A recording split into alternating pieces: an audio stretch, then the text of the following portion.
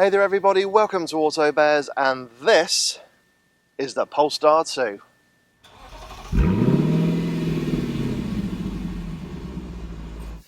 To a lot of people, Polestar is just a brand new brand bringing out electric vehicles, but if you're a Volvo enthusiast, you'll know the Polestar name all too well. I think we all remember the C30 Polestar concept and V60 Polestar. They were quite the animals. Now, just like Cupra have with Seat, Polestar have gone it alone, and they've brought out the Polestar 2, the second album. And if you remember the first album, well, that was quite a monster, and it packed a hell of a limited edition punch. But this Polestar 2 is meant for the masses, and it has taken on a relatively unknown EV brand called Tesla with their Model 3. Now, I've had this Polestar 2 for a week, and I'm going to let you know, well, if it's any good or not. When it comes to styling, I definitely think that the Polestar 2 looks way better than the Tesla Model 3, which by comparison looks very bland and unimaginative.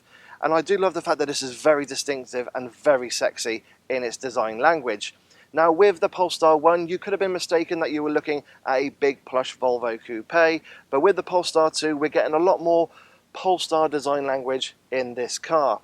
Now, yes, we have got the Volvo grille and Thor hammer headlights, but at the back of the two, oh boy, is it distinctive. I mean, look at that light cluster. It even does a little dance when you lock and unlock it. But I just think Polestar have got it right with the two. I mean, it looks very distinctive and also is practical as well, whereas this is a fastback, the Model 3 is a saloon. And as a result, you've got yourself a brilliant EV crossover fastback. I'm pretty sure there's a couple more titles we could add to that, but I think they've done a cracking job. Now let me know what you think in the comment section below, but I think that's enough of looking at the outside of this Polestar 2. Let's have a little look at the inside. Sat in the front of the Polestar 2, you are greeted by a very comfortable and really distinctive interior. I mean, this is a lovely place to be. Now, because this is a kind of crossover fastback, it does mean it's got a slightly raised ride height, so getting in and out of the Polestar 2 is relatively easy. So if you do have any kind of mobility issues and you are considering an EV, well, by all means, check out the Polestar 2 because it might be absolutely fine. And then once you're sat in the driver's seat, you find that these seats themselves are incredibly comfortable. Of course they would be, they come from Volvo, and there is huge amounts of adjustment in them. Also with the steering, where we have both rake and reach adjustments. Again, the perfect driving position is easy. Another thing I really like about this as well is because this is an EV, the floor isn't completely flat. In fact, as you get in, it dips downwards when you're sat here, which means there's increased legroom. And that I've found my passengers really enjoying, especially ones over 6 foot tall. But it does mean when you do a long journey in the Polestar, it actually means you can spread your legs out and actually relax when you've got all the driving aids helping you as you drive along. So that is a real bonus. Interior quality is really good in here as well, and a number of manufacturers could definitely learn from Polestar's efforts. Now, we don't have soft touch plastics per se, but we have got a mixture of fabrics, and we've also got wood on the dash panel as well. So that is a really nice feature, and you can customize your Polestar 2 to have different types of interiors, so that is something. There is one thing, however, which doesn't really feel that good, and that's actually the key to the Polestar, which is just a bit bland and just feels a bit cheap. I'd like to have seen more effort gone into the key of the Polestar 2. But other than that, we have got a bit more wood here on the center console and some piano black plastic, but it feels of a really good quality, and when it gets hot, it doesn't creak or rattle, so that is a bonus. So yeah, all round, the interior quality of the Polestar 2 is really good, and it just feels like a very special interior to be sat in. Cubby spaces are pretty good in here as well. We got some decent sized door bins. Although they're not lined with fabric, they do have rubber on the base, so loose items shouldn't make too much noise when rattling around. And then on the center console here, we have got a little area where I've got wireless charging on this particular car, and we've got 2 USB-C inputs and an extra bit of storage to put the key or perhaps your wallet or something down there. Then just behind the gear lever, we have got one cup holder, and it is of a decent size. Again, it is rubber lined, and there are a couple of little plastic grippers to hold your cup in place. Now you're probably thinking one cup holder is pretty tight from Polestar, but hold on. If I lift up the armrest, it goes all the way back, and actually unveils a second cup holder, which is really handy. But don't worry, you can remove it if you want to use it as an actual additional space to store items. So that is really handy. And then we have got the glove box, which is actually of a decent size. Again, it is rubber lined, but it hasn't got any fabric in there, so loose items shouldn't make too much noise if you leave them in there. And I do love the fact there's a little area to store the handbook, but also you do get the car's manual actually built into the infotainment system, so that is something else. So yeah, in terms of cubby spaces, it's not too bad in the Polestar 2, but other cars out there are a little bit more spacious and have a little bit more in terms of cubby spaces. When it comes to physical buttons, of course, this being an EV, there's not too many of them, but I do like Polestar's thinking. So the main kind of touch-sensitive buttons are actually here on the infotainment system, and it is really quick and responsive. It's an absolute joy to behold. Now, of course, the Polestar is using Android's operating system, so that will explain those qualities to it, but I would just love it if a lot of other manufacturers could learn from what Polestar have done with this and actually try and develop something very similar. It just makes its usability so much easier, even when you're on the move. And although I don't like it when you put things like the air conditioning controls on the screen, you just press a button, up it comes, and you just quickly go through, do what you need to do, and you just tap it again, and it goes back to the screen you're on. So you do get things like Google Maps integrated into the infotainment system, and they have been absolutely brilliant with my time in the Polestar 2. So that's something I really like. Now we have got some physical buttons just below. We have got a rotary knob for the volume and also a pause play button for any tracks you're currently playing. Next to that we have got the hazard light, and we've also got the demist for the front and rear. Now you might be mistaken for thinking that the steering wheel comes with touch sensitive controls, but again, I love the fact that they are actually physical buttons and they do make a nice reassuring click when you press them. And then you have got the usual buttons for your windows and also adjusting the mirrors. By the way, are rimless. I absolutely love that. It's a wonderful design and very distinctive and very Swedish as well, I think. Also, you got the rear view mirror as well, that also is rimless, but we've come to see that on other cars. But the wing mirrors, that's a nice feature. And then we have got the digital dashboard in front of the steering wheel. It is very clear and easy to read when on the move. Now there's only two real settings you can go for. So the first one is you can have the map, which takes up the entire screen, and that's a really nice feature, and again it's very easy and clear to read when on the move. And then you can just press a button on the steering wheel controls, and what it does is it makes it more driver information focused, so particularly in regards to range and battery level or state of charge as they call it. So it's not as customizable as other cars, say like from the Volkswagen group, where you can get dials and stuff appear on the display. But then again, Polestar know that this is an EV, so you're not going to have traditional dials. It's all going to be digital, and you want all that information clear and on display. So that's something I really do like. Now before we go sit in the back of the Polestar 2, a couple of very cute and quirky features I do like in here. So we have got the Polestar badge, and it illuminates onto the sunroof here and it reflects up, which is very cool. And it also illuminates here on the gear select, so that's something I really do like. Another standout feature I really like in here is the sound system. It is really good. It is a Harman and Kardon system, so of course it is going to have some very good quality to it, but I have just enjoyed going through all the features and adjusting all my music so that it just sounds absolutely perfect. And you get things like three-dimensional sound as well, but oddly enough you don't get any speakers in the doors, so that's something I've not seen before, but it doesn't feel like you're lacking anything in terms of sound. It just sounds really good. So that's one feature I do love on the Polestar 2. But you know what, I think that's enough of sitting here. Let's go have a little look and see what it's like in the back. Sat in the back of the Polestar 2, it's a bit of a mixed bag back here. So firstly, that driver's seat is set to my driving position. I'm 5'7" tall and 5'7" wide, and as you can see I've got a decent amount of knee room. I can get my feet underneath the driver's seat, but if I sit upright, my head is rubbing against the roof lining, which is a bit disappointing, so 6-footers might struggle in here. I'd also say this is definitely more suited to 2 adults rather than 3, but you could get 3 kids back here. Speaking of kids, yes, we have ISOFIX supports on the outer seats, and they do come with these lovely plastic covers which are very easy to lose. And I will mention as an added bonus that the front passenger seat also comes with ISOFIX support, so that's very handy. Cubby spaces are not too bad back here. I mean, we've got some okay sized door bins, but you can't really get a decent sized bottle of drink in there. We've got your aeroplane style pockets on the backs of the front seats, and we have got an armrest with a couple of additional cup holders, so that is handy. We've also got a bit of through loading into the boot as well for longer or awkward items, so that again is a bonus. We have then got two little vents here which you can move around, and then underneath we have got heated seats for the outer seats, which I do like, and we also have two USB-C charging inputs, so any kids back here can charge up their mobile devices, which is handy. But also on the plus side, being, with the sunroof, we have got extra light coming in. The windows are of a decent size, however, they do not open all the way down. In fact, I'd say they open just over halfway, which is not really that good in this type of car. But other than that, it's a nice, comfortable place to be. And for me, I could do a long journey in the Polestar 2, but anyone around 6 foot tall, they might struggle. But yeah, it's not too bad here in the Polestar 2. But that's enough of sitting here in the back. Let's have a little look at that boot.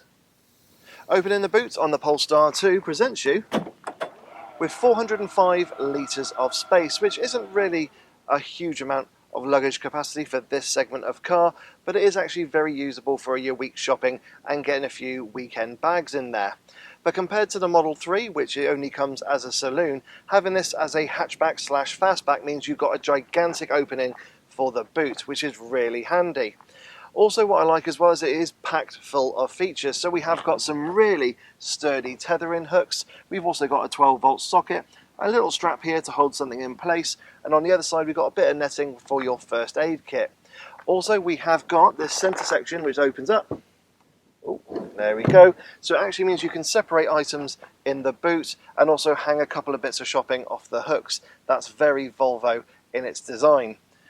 And then underneath the floor, we have got a bit of additional space in there, which is really handy. But what I do like is that you can actually lift it up and prop it up using a little plastic rod. So that's, again, a very handy feature. And then when you put the seats down, you do find that they do go pretty flat. But again, it does help when you are loading some awkward items because of the fact that the Tesla Model 3 only comes as a saloon. So that is something just to consider there if practicality is important for you.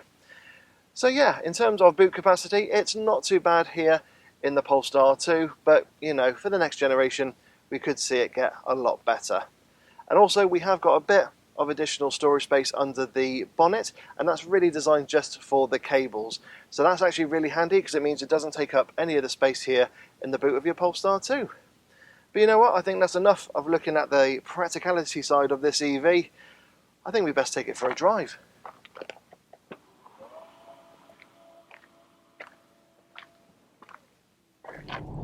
So getting going in the Polestar 2 could not be simpler. Now firstly, you've got keyless entry, so it means you don't have to look at that cheap and nasty key. You get yourself into the car and you'll notice straight away that there's actually no start-stop button. As soon as you sit in the driver's seat, the car comes to life, which is brilliant. And then you just put your seatbelt on, put your foot on the brake, put it into drive, and away you go.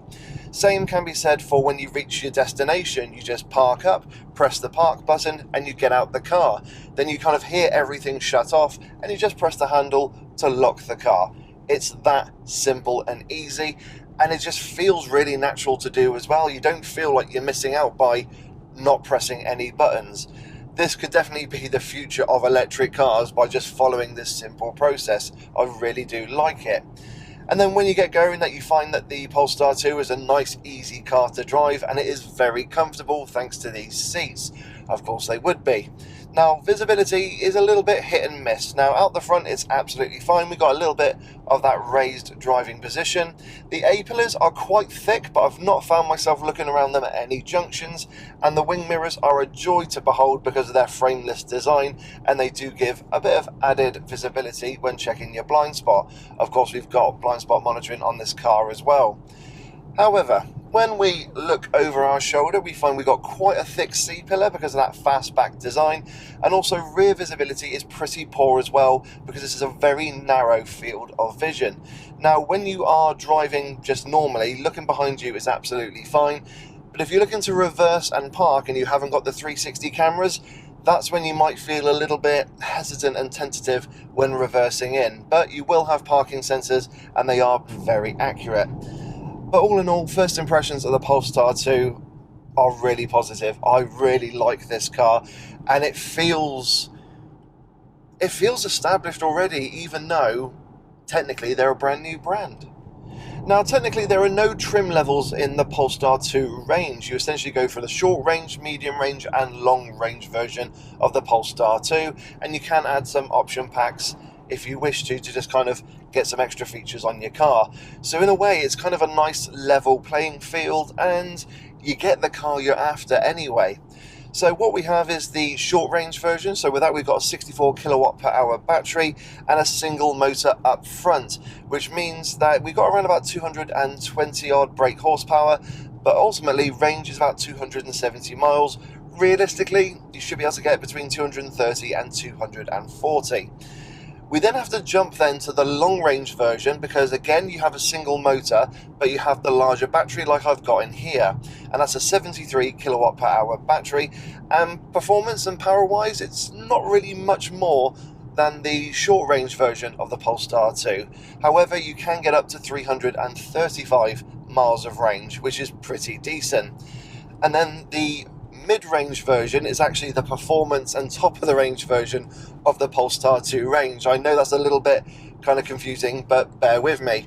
So you get that 73 kilowatt per hour battery, but you now get 2 electric motors. You get all-wheel drive. Performance means you get 0 to 60 in just under 5 seconds. But ultimately, range as well, which is the number you're after, is a claimed 292 miles, which in realistic terms you should be able to get about 250. I charged up the Polestar 2 once to 100% and I got around 258 miles. So 260 is a realistic number to get when you're charging your Polestar 2, and what you should be able to get when you go on a long journey.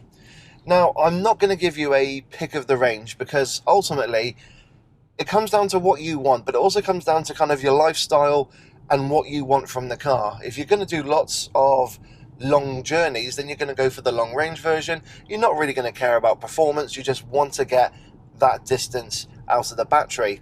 If, however, you want something a little bit special, then by all means you can go for the performance version of the Polestar 2, and then you can add things like the performance pack, where it does look a little bit special and does stand out in the crowd. And I'll tell you about those features in a little bit.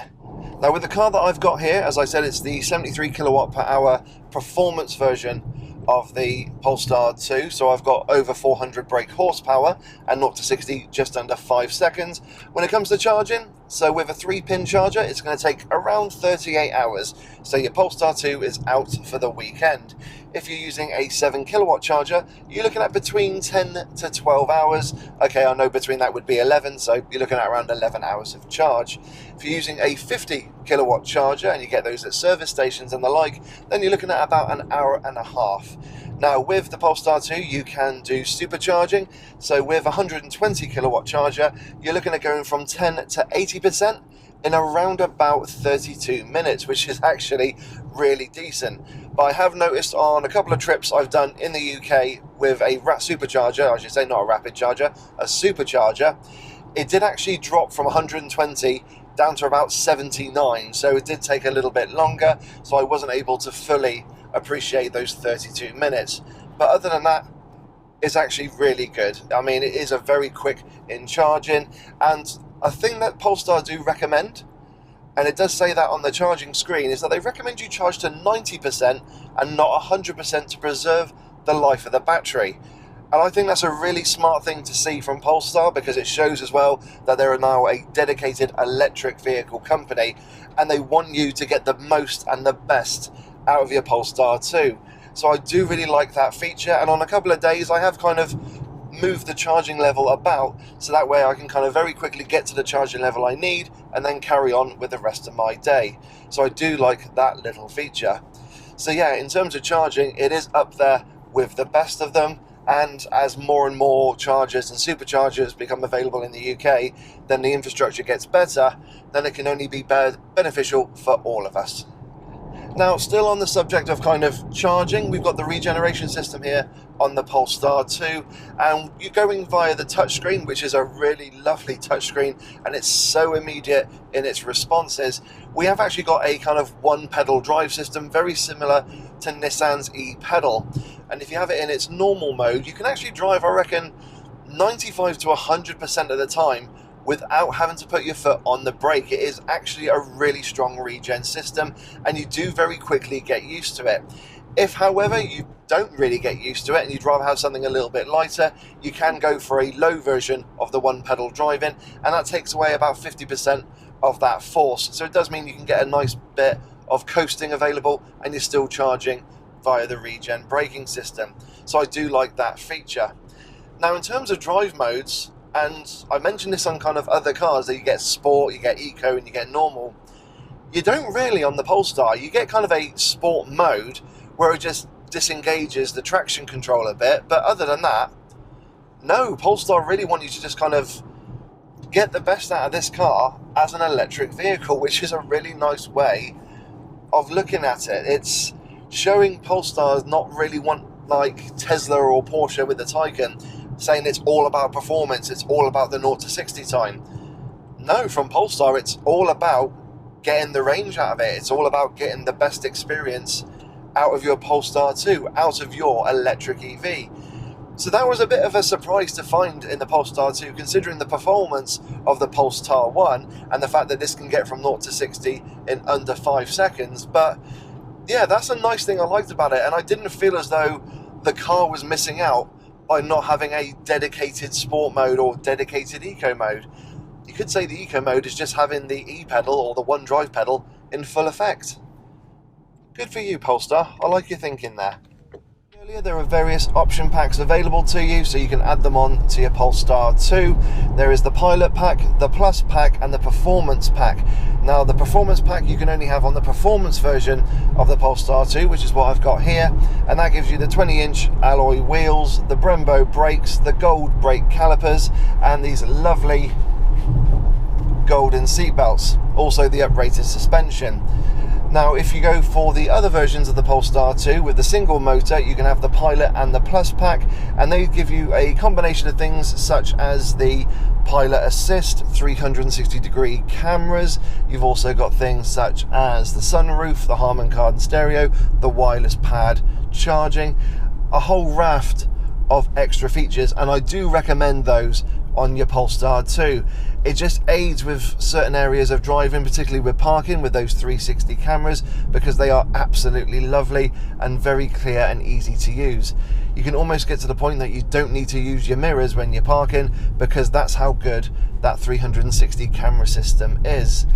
And I do, as I said, recommend those packs on whichever version of the Polestar 2 you go for, because having things as well like this panoramic glass sunroof has been an absolute joy, and I really have enjoyed having that extra light coming into the cabin. And if you go for the performance version of the Polestar 2, then yes, go for the performance pack, because it does give a bit more individuality to the car, and I've had a lot of people loving the gold brake calipers. They've not been so fond of the gold seat belts, but you know what, that's to everyone's taste, and I really do like it. So if it was my money, I would go for it. So what's the ride and handling like in the Polestar 2? Well, I'm going to be honest, it's quite firm when it comes to the ride. Now, I've got the performance version of the Polestar 2, and it comes with the performance pack, which is a £5,000 optional extra, and with that you get things like the larger 20-inch alloy wheels, you get the gold calipers and the Brembo brakes, as well as a uprated suspension and the lovely golden seat belts. And it does mean, as kind of a trade-off, that the ride is very firm on an uneven surface and a poor road surface. The car can feel a little bit fidgety and a little bit bouncy, and if you do go over any potholes or manhole covers, every so often you do get a bit of a boom and a shake coming into the cabin. Now, I've not driven the non-performance version of the Polestar 2 with the standard 19-inch alloy wheels, but from kind of reading other people's views on it, it's very similar to the ride on this performance version with the uprated performance pack, but the suspension does settle down. It does deal with the bumps and imperfections better than if you've got the performance pack on it, which is kind of the trade-off because you're going for a performance pack. But when it comes to kind of driving on the motorway, it's really lovely. It settles down, it becomes very relaxing, and in terms of refinement, is actually really nice as well. Now, the main intrusion into the cabin is tyre noise, and I think that could be again because of the fact I've got the larger alloy wheels, but it's not too intrusive that it ruins your driving experience. It's absolutely fine for day-to-day driving. You can get a little bit of wind noise just coming from the wing mirrors, but again, you can barely hear it, and you really have to kind of listen out for it. And again, because you've got the Harman and Kardon stereo, oh boy, when you got that thing going, you don't hear any of that, because that is a joy to behold, and that is part of one of the optional packs as well. So yeah, you can really kind of spec out your Polestar 2 to how you want it and get the benefits of, yeah, that sound system. Now, handling wise in the Polestar 2, I'll be honest and say it's really, really lovely. Going through that corner there is hardly any lean or roll. It feels really taut and composed, and because of that all-wheel drive, because of the dual motors on this performance version, it won't let go when it comes to grip. I mean, I'm driving on a damp surface, and even though this weighs about 2.1 tons, it doesn't care. It's just holding on. It's just a real nice, composed car to drive. Now, I wouldn't say it was overly sporty like a Porsche Taycan or anything like that, but it is just a very pleasant car to drive. And in terms of parking and maneuvering, it's really easy. I do recommend the 360-degree cameras because they are absolutely wonderful, and I've never seen clarity from those cameras in any other car I've reviewed. And as a result, it means it's just a great day-to-day driving car. But even though this is an electric car, and of course the steering is electrically assisted, it doesn't feel detached or like I'm in a video game or anything like that. There's actually a nice kind of amount of feel coming through the wheel. And I love the wheel itself. It's a lovely size, it's a lovely thickness as well. It just feels really good in your hand, and I love the quality of the leather as well. And of course, it's heated, so I've not needed to use that feature just yet, as it is only August, but it's the UK, so we can have whatever weather really throughout the year. But all in all, the driving experience in the Polestar 2 is really positive. Yes, you just got that firm ride as a bit of a compromise to the performance pack, but other than that, yeah, it's just a really lovely car to drive. Now, with my time in the 2, I have come across a couple of highlights, but also a couple of low points as well, and of course I wouldn't be doing my job if I didn't tell you about them. Now, the highlights. So, the ease of use, as I mentioned earlier, I've mentioned it a couple of times, the fact that you just get into the car, you sit down and you go. I love that, and I just think it makes the driving experience, or just the experience of owning an electric vehicle, so much more easier. You don't have to faff around with start-stop buttons and such. That I really did like. Secondly, I just love the fact of the exclusivity you get with the 2. I mean, at the time of recording this, I've had 13 people ask me what this car is, and I've loved explaining it to them. I've loved the looks I've gotten, because this is still a brand new brand. Still, people out there don't know who Polestar are. And it's great because Teslas are now everywhere with the Model 3, so you just kind of see one and go, nah. But with this, you take notice. And as a result, I think this is a really cool car, and you feel really cool as a result. I know, hard to believe I'm thinking that this is cool, but still, that's how I feel when I'm driving it. I've seen 3 people take photos of the Polestar 2 whilst I've had it charging and I've gone in for some lunch. I just love that exclusivity about it, and in a way, I don't want it to end. I want Polestar to be one of those niche brands that, yes, they're going to grow, but they don't go up to Tesla levels, because that way you're still cool. I mean, look at Volvos nowadays. They look like cool cars. I always thought, like, you know, something like an S90 would be the perfect assassin's vehicle. I know that sounds daft, but I've always had that in my head. But anyway, just coming back to the 2. That's something I really love about it. The design, I think, is wonderful inside and out. The use of materials, the general look and feel of everything is just wonderful. Now onto a couple of low points I've experienced with the two. Now I've got wireless charging on this particular car and it has not liked my iPhone at all. And when I've put my iPhone in there, it's actually gone to the point that the phone and the charging pad both got really hot. So I've resorted to plugging in a USB-C cable and just charging my phone that way. So just be aware of that if you are looking at a Polestar 2, and it is something I think that can be sorted with a software fix. The second thing as well that I've come across, which again can be sorted with a software fix, is the pilot assist. Now on the motorway, it's brilliant. It does its job amazingly. It takes the stress out of driving and just gives you that little bit of extra aid and comfort on long journeys. And on one day with the two, I did actually do over 400 miles driving on the motorway, and this just made it so much easier and relaxing as a result. However, when I came off the motorway and I was on a regular A and B road, the pilot assist becomes quite a bit too much, to the point where it kind of throws you into corners and you've actually got to fight the wheel to maintain control and stop yourself from curbing an alloy or two. So that's one thing I have noticed about the pilot assist. Perfect for the motorway, but not so perfect when you're off the motorway. And then there's the final thing, which I absolutely love about the Polestar, and I just realised it then as I was turning. The indicator clicking noise. It's a tiny thing, it's a daft thing, but I love the sound of it. Now I'm driving at the moment, so here's a clip of me pulled over listening to it. And when I heard that for the first time, do you know what that reminded me of? Aliens. You know when they're kind of searching for them with the motion sensors and it's that little pulse you get from them? Yeah, that's what it reminds me of. I know I'm daft, but if you kind of agree with me, then by all means let me know in the comments section below. So, what are my thoughts on the Polestar 2? Well, in 3 words, I love it. I think it's a brilliant car, it's a brilliant electric car, and it is a true Tesla Model 3 rival.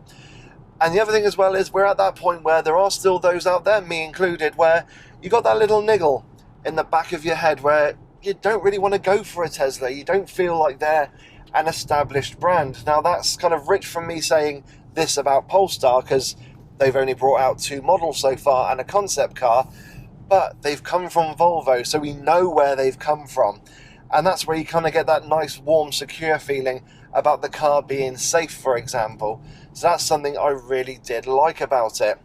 Now, yes, it's not perfect. I've talked about a couple of the little niggles. We have got things such as the rear visibility, and also, actually, whilst I'm driving, I'd like to see a rear wiper blade on that boot lid, because when you get lots of standing water on there, it doesn't really tend to shift, and I think that's just due to the aerodynamics of the Polestar 2. But all in all, in terms of being an electric vehicle, Polestar have they've just nailed it. They've done a brilliant job, and it just feels like a wonderful car to drive. It feels special, actually. The interior, the quality of the materials will actually kind of shame other more premium manufacturers. The technology is really good. As I said, I am an Apple fan, and even with this Android OS, it feels really lovely to use. The touchscreen is wonderful, it's very responsive, and it is very clear. And as I said, yes, Apple CarPlay is coming, but I've not felt like I've been missing out, and that's another thing I wasn't expecting. I've really loved the Polestar 2. I've loved the looks I've gotten, I've loved the exclusivity, I love the looks of the car, the driving experience, the charging experience, and all the little things as well. They're doing everything right in terms of electric vehicles. I love the fact as well that when you're driving along and you've put something into the Google Maps, it tells you where to go for charging. It actually lets you know how much charge you'll have when you get to certain areas and places. And I really do love that feature, because it takes away some of the range anxiety that some people are still having with electric cars. So yeah, the Polestar 2, a brilliant effort from this new brand, and I cannot wait to see what more they can come up with. So everyone, I hope you've enjoyed my review of the Polestar 2. If you've got any questions about the car and my time with it, please put them down in the comments section below.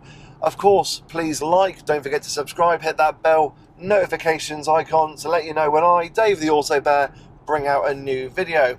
Of course, I'm on Facebook, Instagram, Twitter, etc. So please follow on there as well for additional content, including kind of photos and videos of live events or, you know, the cars I'm reviewing and things you might not see. For example, if you're on Instagram, you definitely would have seen what I experienced when I saw a broken down EV being recovered, and I didn't realise they used a little robot to pick up the car, which I thought was very cool. So yeah, you know, little things like that you might miss out on if you don't follow there. But guys, I hope you've had a wonderful day. I hope you've enjoyed this video, and stay safe, wear a mask, wash your hands, and maintain your social distancing. And I'll catch you all in the next video. So take care everyone, and bye bye.